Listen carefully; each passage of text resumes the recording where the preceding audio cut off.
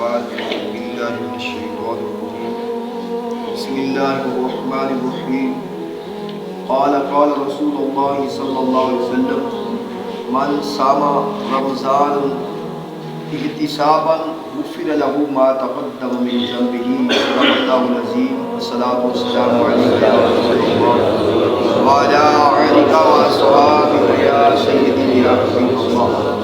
ڈر تھا کہ اسیاں کی سزا اب ہوگی جا کے روز جزا. ڈر تھا کہ اسیاں کی سزا اب ہوگی جا کے روز جزا. دی ان کی رحمت نے یہ صدا یہ بھی نہیں اور وہ بھی نہیں.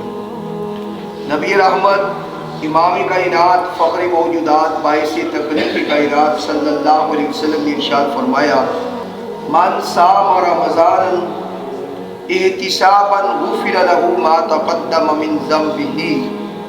فرمایا جس نے خالصتاً اللہ کی رضا کے لیے ماہ رمضان کا روزہ رکھا, اس کا اور کوئی مقصد نہ ہوا, مخلصاً خالصتاً اس نے اللہ کی رضا کے لیے اللہ کی مرضی کے لیے ماہ رمضان کا روزہ رکھا, حضور نے فرمایا غفر له ما تقدم من ذنبه, تو اللہ اس کے سابقہ سارے گناہ معاف فرما دے. سبحان اللہ. حضرت ابو ہریرہ رضی اللہ تعالی عنہ اسی حدیث کو دوبارہ روایت کرتے فرماتے ہیں کہ نبی کریم صلی اللہ علیہ وسلم نے فرمایا کہ احتسابا بالفحشاء, فرمایا کہ اس نے ایک تو اللہ کی رضا کے لیے روزہ رکھا اور دوسرا فحش کلامی سے پرہیز کیا, یعنی کہ فحش کلامی سے بچا. اس نے کوئی ایسا غیر شرعی کام روزے کی حالت میں نہ کیا. فرمایا غفر له ما تقدم من ذنبه, تو اللہ اس کو ایسے کر دیتا ہے جیسے ماں کے شکم سے ابھی پیدا ہوا, اس کے ذمہ پر کوئی گناہ نہیں رہتا. ایک اور حدیث مبارکہ جس کا مفہوم ہے کہ رسول پاک علیہ السلام نے فرمایا اللہ کو روزے دار سے محبت ہی بنی. حضرت ابو سعید خدری رضی اللہ تعالیٰ فرماتے ہیں کہ کس قدر محبت ہے. ہم نے حضور سے پوچھا, ہم حضور کی بارگاہ میں بیٹھے ہوئے تھے جب حضور نے فرمایا. ابو سعید خدری فرماتے ہیں کہ جب سرکار نے یہ کہا کہ اللہ کو روزے دار سے بڑی محبت ہے, تو ہم نے حضور سے عرض کیا حضور یا رسول اللہ فداک امی و ابی, آقا اللہ کو کس قدر محبت ہے روزے دار سے؟ حضور علیہ السلام نے فرمایا جب میدا خالی ہو جاتا ہے, پچھلا ٹائم آ جاتا ہے, روزہ افطار کا قریب ٹائم ہوتا ہے, تو میدا خالی ہونے کی وجہ سے منہ سے ہوار آتی ہے, منہ سے ایک ہوار نکلتی ہے. فرمایا لوگوں کے نزدیک وہ بری ہے, لوگ اس کو برا جانتے ہیں, مگر اللہ کو روزے دار کے منہ سے نکلنے والی وہ ہوار جو ہے وہ کستوری سے زیادہ پسند ہے. اس قدر اللہ روزے دار سے محبت فرماتا ہے. اور حضور علیہ السلام کے پیارے صحابی حضرت سیدنا ابو ہریرہ فرماتے ہیں کہ رسول خدا صلی اللہ علیہ وسلم فرمایا جب روزے دار آرام کرتا ہے سوتا ہے تو اللہ ہر سانس اس کا عبادت میں شمار فرماتا ہے. ویسے ہم سوئے تو علماء اولیاء کامل کہتے ہیں جو دم غافل سو دم غافر, یعنی کہ جو ہم نے دم اپنا بابا فرید الدین گنج شکر سرکار رحمت اللہ علیہ کی بارگاہ میں اس نے آ کر عرض کیا نا, جو کلمہ پڑھا تو اس نے جب آپ سے پوچھا تو آپ نے یہی فرمایا تھا جو دم غافل سو دم کافر. فرمایا جو غفلت میں گزر گیا سانس وہ کفر پہ گزرا ہوا سانس ہے, لیکن جب ہم سوئے ہوتے ہیں تو ہم اللہ کا ذکر نہیں کر رہے ہوتے, مگر جب روزہ دار جس نے روزہ رکھنا ہوتا ہے وہ سو رہا ہوتا ہے تو اس کا ہر سانس اللہ عبادت میں لکھتا ہے. اور اکیلا عبادت میں نہیں لکھتا بلکہ حدیث مبارکہ ہے کہ دو فرشتے اللہ دو فرشتوں کو مقرر فرماتا ہے, وہ اس کے سرحانے اور پینتی کھڑے ہو جاتے ہیں. جب وہ کروٹ بدلتا ہے کروٹ لیتا ہے تو اللہ کے فرشتے 1 سال کی عبادت کا ثواب اس کے نامہ مال میں درج کرتے ہیں. اور فرشتے اس کا انتظار کرتے اور اس کے لیے دعا کرتے اور کہتے ہیں بلا ہو تیرا بلا ہو تیرا بلا ہو تیرا اس دنیا میں, اور اللہ تجھے اعلیٰ جزا دے آخرت میں. حالانکہ وہ تو سو رہا ہے, وہ تو کوئی ایسا عمل نہیں کر رہا, وہ تو عبادت نہیں کر رہا. لیکن حضور علیہ السلام نے فرمایا جب پھر وہ بندہ اپنے بستر کو چھوڑتا ہے تو اس کا بستر اس کے لیے دعا کرتا ہے. سبحان اللہ۔ اس کے لیے روزہ دار کے لیے۔ اور فرمایا جو جوتا پاؤں میں پہنتا ہے وہ جوتا اس کے لیے دعا کرتا ہے، زمین کے جس خطے پر وہ قدم رکھتا ہے وہ اس کے لیے بخشش کی دعا کرتا ہے۔ اور حضور علیہ السلام نے فرمایا جس برتن میں وہ سحری کا کھانا کھاتا ہے وہ برتن اس کے لیے بخشش کی دعا کرتا ہے۔ یہ بہار ہے روزے دار کے لیے، یہ انعامات ہے روزے دار کے لیے۔ اس لیے من صام رمضان احتسابا غفر له ما تقدم من ذنبه، جس نے خالصتاً اللہ کی رضا کے لیے گزرا۔ مولا کائنات حضرت سیدنا علی المرتضی شیر خدا کرم اللہ وجہہ الکریم فرماتے ہیں کہ اگر اللہ نے مصطفیٰ جان رحمت صلی اللہ علیہ وسلم کی امت کو عذاب دینا ہوتا، جہنم میں ڈالنا ہوتا، تو اللہ مصطفیٰ کی امت کو کبھی رمضان اور سورۃ اخلاص کا تحفہ عطا نہ فرماتا۔ ایک روایت میں یہاں چینج کیا گیا، فرمایا اللہ قرآن اور رمضان کا تحفہ نہ، کیونکہ سورہ اخلاص بھی تو قرآن ہے، اللہ یہ دو تحفے امت مصطفیٰ کو عطا نہ کرتا۔ اسی لیے نبی پاک علیہ السلام نے فرمایا جس کی زندگی میں رمضان آ گیا اور وہ بخشش نہ کروا سکتا۔ بھائیو اللہ کی رحمت کا دریا ٹھاٹھے مار رہا ہے، اللہ کی رحمت ہمیں پکار رہی ہے، ہر لمحے رحمت بانٹی جا رہی ہے، اور نہ جانے کتنے کتنے لاکھ گناہگاروں کی بخشش صبح اور شام کو ہو رہی ہے۔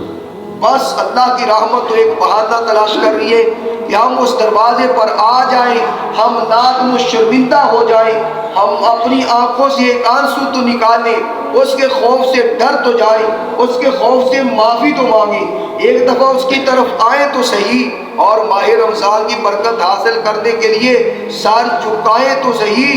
تو اللہ تو بہت کریم ہے۔ عقائد میں آتا ہے ایک ماجوسی کا جو شہر بخارا میں رہتا ہے، ماجوسی غیر مسلم ماجوسی ایک دفعہ اپنے گھر سے باہر نکلا تو اس کا بیٹا سرے عام سرے بازار کھا رہا تھا، تو اس نے اپنے بیٹے کے تماچا مارا اور اس نے کہا کہ تجھے نہیں پتا یہ تو مسلمانوں کا رمضان کا مہینہ ہے، اس کا تو احترام کرتے، مسلمان روزہ رکھتے۔ وہ بچہ روتا ہوا گھر چلا گیا اور اس نے اس سے ناراضگی کا اظہار کیا، اور گھر جا کر بھی گھر والوں سے کہا کہ تمہیں اس بات کا علم نہیں تھا کہ ماہ رمضان کا مہینہ چل رہا ہے، مسلمانوں کا ماہ رمضان ہے۔ تو جب وہ ماجوسی جو تھا وہ انتقال کر گیا، دنیا سے چلا گیا، تو اس وقت کے بخارا کے اللہ کے ولی کو وہ خواب میں ملا، تو اس نے دیکھا کہ اس کے لیے جنت میں ایک بہت بڑا محل تیار کیا گیا اور مجوسی اس محل میں بیٹھے۔ تو اللہ کے ولی کو بڑا تجسس ہوا کہ یہ تو غیر مسلم تھا، یہ تو مسلمان ہی نہیں تھا، مگر جنت میں اور اس کا محل اور اس کا جنت میں جانا یہ کیسا عجیب واقعہ ہے۔ تو اللہ کے ولی نے اس سے پوچھا کیا تو وہی مجوسی نہیں جو ہمارے بازار میں رہتا تھا، ہمارے محلے میں رہتا تھا؟ تو اس نے کہا ہاں میں وہی ہوں۔ کہا تو تیرا جنت سے کیا واسطہ، تو جنت میں کیسے آ گیا، تو غیر مسلم تھا؟ تو اس نے کہا بالکل میں غیر مسلم تھا، مگر میں نے ایک دن اپنے بچے کو ماہ رمضان میں سرے بازار کھاتے دیکھا۔ آج کل تو اللہ ماشاءاللہ مسلمانوں کا یہ حال ہے کہ سریعام ہوٹل چل رہے ہیں، سریعام کھایا جا رہا ہے، سریعام ہر کام ہو رہا ہے۔ میں نے پرسوں بھی حدیث مبارکہ پیش کی تھی کہ حضور نے امّہ عائشہ الصدیقہ طیبہ طاہرہ رضی اللہ تعالیٰ عنہ کو فرمایا کہ حیض و نفاس والی عورت بھی گھر میں اس طرح رہے کہ دوسرے کو محسوس ہو کہ اس کا روزہ ہے، اور کسی کے سامنے کھائے نہیں، اور اپنے روزے کا اظہار کسی سے نہ کرے کہ میرا روزہ نہیں ہے۔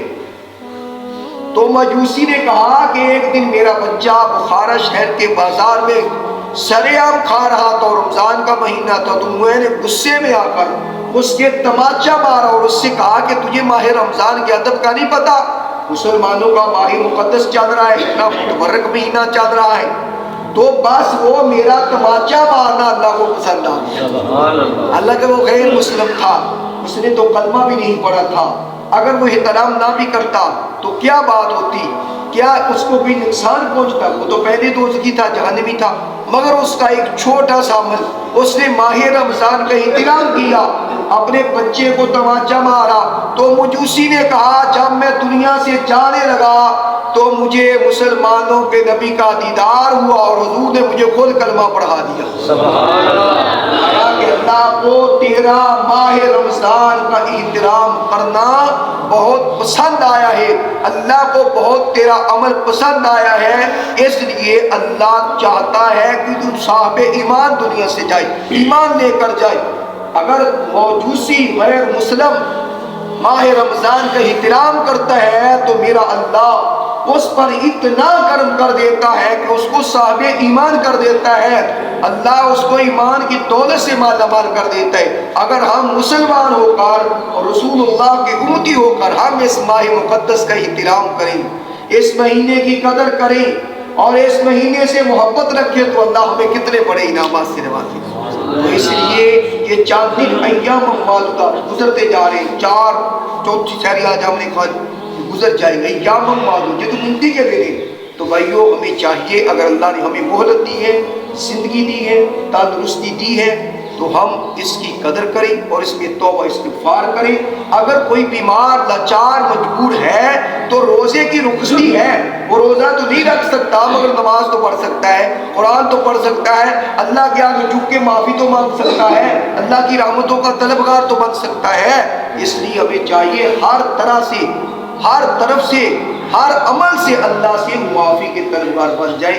اللہ کی بارگاہ میں دعا، اللہ ہمیں عمل کی توفیق نصیب فرمائے۔